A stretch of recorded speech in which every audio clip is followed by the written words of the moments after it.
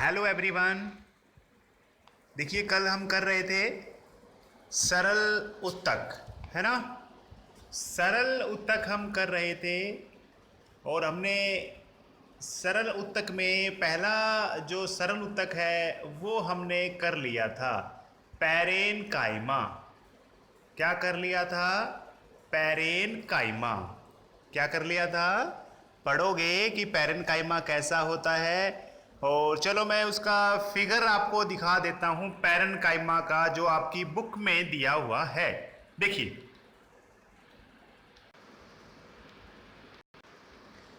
ये पैरेन काइमा है। कल जैसे हमने बात की थी कि इनके अंदर जो जगह, खाली जगह अच्छी खासी होती है, ये खाली जगह है, ये कोशिकाएं हैं, ये भी कोशिका है, ये भी कोशिका है।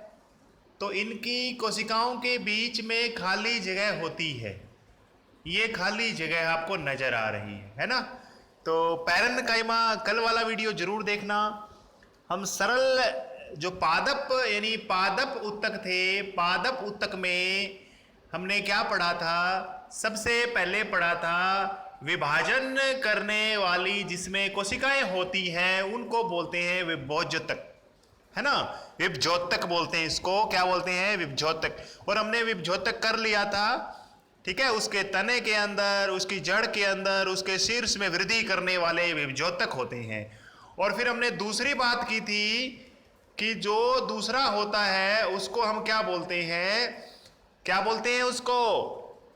बताइए। यानी उसका जो नाम है, हमने क्या किया था? पहले वाला तो हमने कर लिया, कौन सा? ये हम सरल उत्तक हम कर रहे हैं। कौन सा उत्तक कर रहे हैं? सरल उत्तक।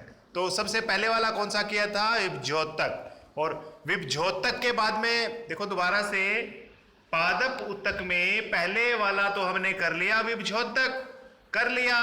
और अब कर रहे हैं स्थायी उत्तक। कौन से? स्थायी। स्थायी उत्तक पढ़ रहे हैं। और स्थायी भी दो प्रकार के होते हैं, सरल उत्तक और जटिल उत्तक। सरल उत्तक के हम टाइप कर रहे हैं, तो ये जटिल सरल उत्तक है। चलो आगे। ये तो कल वाला वीडियो मैंने आप, कल वाला जो इसकी जो फोटो है, यानी कहने का मतलब जो पैरेन काइमा है वो मैंने इसमें दिखाया है। चलो आज हम करते हैं जो मैंने टॉपिक लिखा था, कोलेन काइमा। कोलेन काइमा सरल उत्तक की हम बात करेंगे, जटिल उत्तक अभी नहीं करेंगे। एक बार सरल उत्तक जितने भी प्रकार के हैं वो हम करते हैं। तो देखिए आपको कोलन काइमा, इसमें मैं आपको बताता हूं कि कोलन काइमा होता क्या है, इसके बारे में हम पढ़ेंगे डिटेल से।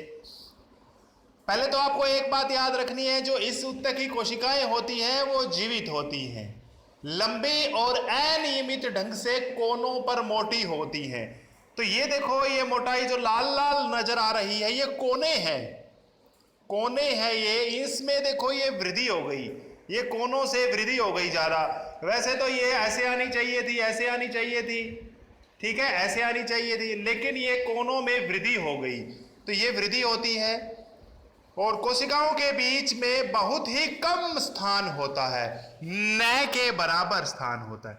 ये पूरी कोशिका है, ये दूसरी वाली कोशिका है, तो इनके बीच में, कोशिकाओं के बीच में स्थान बहुत ही कम होता है। ये याद रखना है।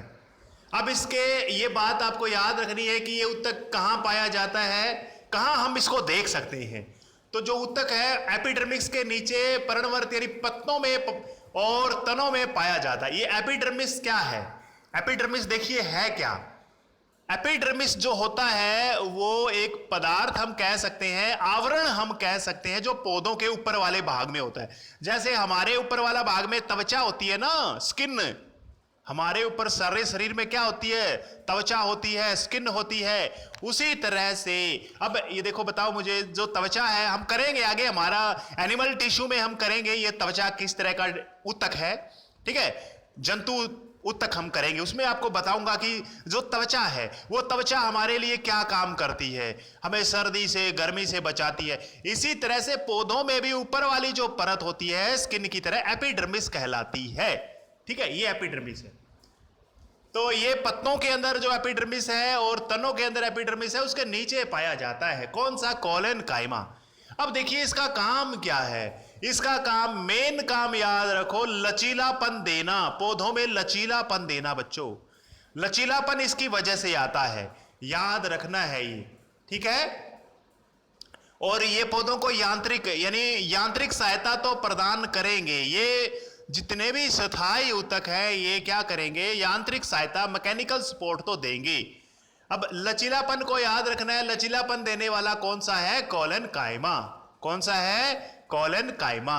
कॉलन कायमा से लचीलापन आपको पौधों को क्या करता है, मिलता है। जैसे मान के चलिए कोई टहनी है, उसको आप खींच देते हो, टूटती थोड़ी है ना, लचीलापन उसमें है। इसी तरह से पत्ते हैं, उसकी डाली है, हम खींच रहे हैं थोड़ी सी, ये तो पूरा जोर मार के तो तोड़ भी सकते हैं, लेकिन एक हद तक वो लचीलापन है, उसको टूटेगा नहीं सीधा, ठीक है, लचीलापन होता है।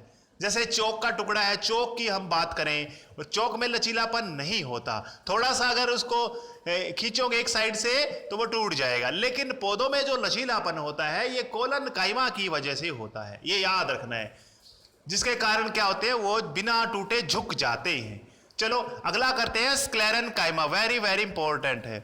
तो स्क्लेरन कायमा इसमें याद रखना है, स्क्लेरन कायमा जो होता है वो ऊतक जो है उसकी वजह से जो पौधे होते हैं उनके अंदर दृढ़ता, मजबूती आती है।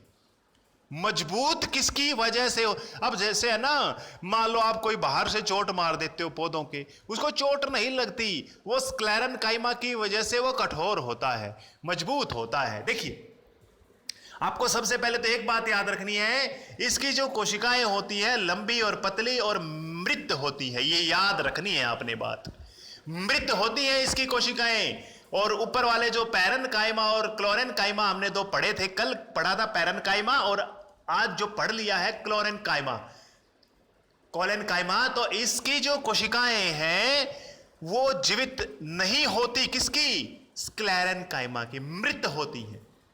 अच्छा, एक वेरी वेरी इंपॉर्टेंट जो चीज इसको आप इसमें याद रखनी है वो ये चीज है, इसकी जो कोशिकाओं की जो भित्ति होती है, ऊपर वाली जो परत होती है, वो लिग्निन पदार्थ की बनी होती है। ये कार्बन ऑर्गेनिक कंपाउंड है, कार्बन का कंपाउंड है बच्चों, ऑर्गेनिक यानी हम कह सकते हैं जैवीय यौगिक है एक, ठीक है, जैवीय कह सकते हो, ऑर्गेनिक कह सकते हो, ठीक है, कार्बन का कार्बनिक कह सकते हो, कार्बनिक यौगिक है ये लिग्निन, ठीक है, आगे हायर क्लासेस में पढ़ोगे। बस इसका काम क्या है, लिग्निन का, लिग्निन की वजह से ही इसके भागों में कठोरता आती है।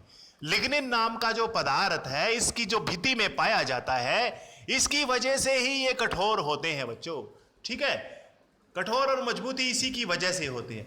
तो कार्य आपको पता चल गया, पौधों को कठोर बनाना, मजबूत बनाना इसी का काम होता है, ठीक है। और यांत्रिक सहायता तो ये प्रदान करेंगे। तो मैंने अलग अलग बनाया, ये वाला जो बनाया है ये कॉलन कायमा है, कॉलन कायमा है, और ये तो दोनों बनाए हैं ये स्क्लेरन कायमा है, स्क्लेरन कायमा है।